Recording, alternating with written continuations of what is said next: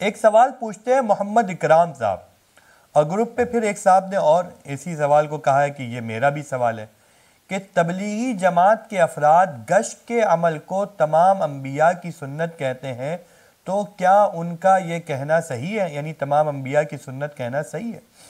دیکھیں مولانا محمد اکرام صاحب، اصل میں بات یہ ہے کہ تبلیغی جماعت والے جو گشت کو تمام انبیاء کی سنت کہتے ہیں، تو یہ جو مناسبت یعنی ہے وہ صرف اتنی ہے کہ انبیاء اکرام علیہ السلام دعوت کے لیے آتے تھے، وہ دین کی طرف بلاتے تھے، تو جو گشت کی حقیقت ہے، جو گشت کا مقصد ہے، وہ بھی یہی ہے کہ لوگوں کو اللہ تعالیٰ کی طرف بلانا، دین کی طرف بلانا۔ تو اس اعتبار سے تو بالکل ظاہر ہے اور واضح ہے کہ گشت کی جو حقیقت ہے وہ تمام انبیاء کرام علیہ السلام کی سنت ہے۔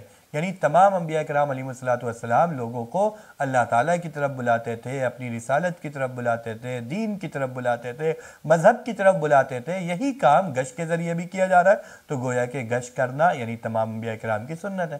اگر آپ یہ سمجھتے ہیں کہ گشت کا جو خاص عمل ہے، جو خاص طریقہ ہے گشت کا، یہ تمام انبیاء کرام کی سنت ہے، تو یہ تو تمام انبیاء کی کیا، یہ تو محمد رسول اللہ صلی اللہ علیہ وسلم کا بھی طریقہ نہیں ہے۔ یعنی خاص طریقہ، یعنی 2 نمازوں کے درمیان گشت ہوگا، 4 عمل کا نام گشت ہے، جب ہم گشت کرنے چلیں گے تو ایک یہ ہوگا، ایک متکلم ہوگا، ایک رہبر ہوگا، ایک امیر ہوگا، دعا کر کے چلیں گے، ادھر سے چلیں گے، پھر یوں آئیں گے۔ یعنی اس خاص حیت کے ساتھ تو محمد رسول اللہ صلی اللہ علیہ وسلم سے بھی ثبوت نہیں ملتا۔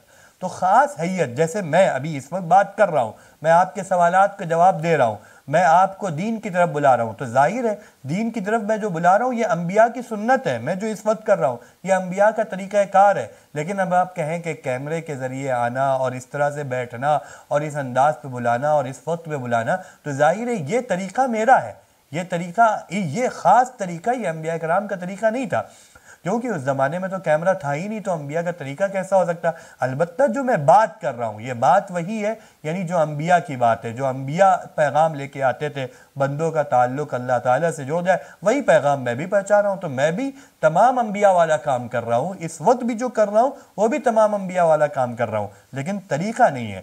اسی طریقے سے یہ جو گشت کا عمل ہے، جو گشت کی حقیقت ہے، وہ انبیاء کا کام ہے۔ البتہ جو طریقہ ہے یہ صالحین کا طریقہ ہے، نیک لوگوں کا طریقہ ہے۔ حضرت مولانا الیاس صاحب رحمۃ اللہ علیہ ان کے رفقا کا طریقہ ہے، تو نیک لوگوں کا طریقہ ہے، خاص طریقہ۔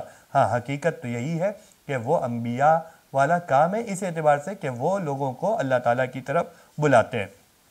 یہاں پر ایک بات ہمیں اور سمجھ لینی چاہیے، کیا یہ بات کہنا کہ صرف یہی یعنی جو دعوت ہے یہی تمام انبیاء کی سنت ہے، اس کے علاوہ اور کوئی کام ایسا نہیں ہے جو تمام انبیاء کی سنت ہو؟ تو اس بارے میں بھی ہمیں سمجھ لینا چاہیے، بہت سے کام ہیں جو انبیاء کرام کی سنت ہیں۔ ان میں سے ایک روایت ہے، اس میں 4 چیزوں کو انبیاء کی سنت بتایا گیا ہے۔ پہلی چیز ہے حیا، اور دوسری چیز ہے عطر لگانا، تیسری چیز ہے مسواک کرنا، اور چوتھی چیز ہے نکاح کرنا، کہ یہ سنن المرسلین کہا گیا ہے اسے، کہ یہ رسولوں کی سنت ہے، انبیاء کی سنت ہے یہ 4 کام کرنا۔ ظاہر ہے اب اس میں کچھ تو ایسے ہیں، یعنی نکاح جو حضرت عیسیٰ علیہ السلام کا نہیں ہوا، بعد میں ہوگا۔ بہرحال کہا جا سکتا ہے کہ کچھ چیزیں ایسی ہیں جس میں دوسرے لوگ مستثنیٰ ہیں، لیکن تغلیباً یہ کام وہ ہے جو انبیاء کرام کی سنت ہے۔ اسی طریقے سے مسلم شریف کی ایک روایت ہے، اس میں 10 چیزوں کو بتایا گیا کہ یہ 10 چیزیں فطرت میں سے، تو ظاہر ہے فطرت کے سب سے زیادہ قریب انبیاء ہوتے ہیں۔ جب یہ 10 چیزیں فطرت میں سے ہیں تو انبیاء ان تمام 10 چیزوں کو کرتے ہوں گے۔ اس میں داڑھی کا بڑھانا ہے، مونچھوں کا کترانا ہے، اور بھی بہت سی باتیں ہیں۔ یہ تمام چیزیں وہ ہیں جو تمام انبیاء کرتے تھے، یعنی تمام انبیاء کی سنت۔ جب ہم داڑھی رکھ رہے ہیں تو گویا کہ یہ تمام انبیاء کرام کی سنت ہے۔ اسی طریقے سے ہم جب مونچھوں کو کترا رہے ہیں یہ فطرت میں سے ہے، فطرت کا تقاضا، اور جو فطرت ہوتی ہے وہ انبیاء کرام کا طریقہ کار ہوتا ہے۔ تو بہت سی چیزیں ہیں ایسی جس کے بارے میں یہ کہا جا سکتا ہے کہ یہ انبیاء کرام علیہ السلام کی سنت اور انبیاء کا طریقہ ہے۔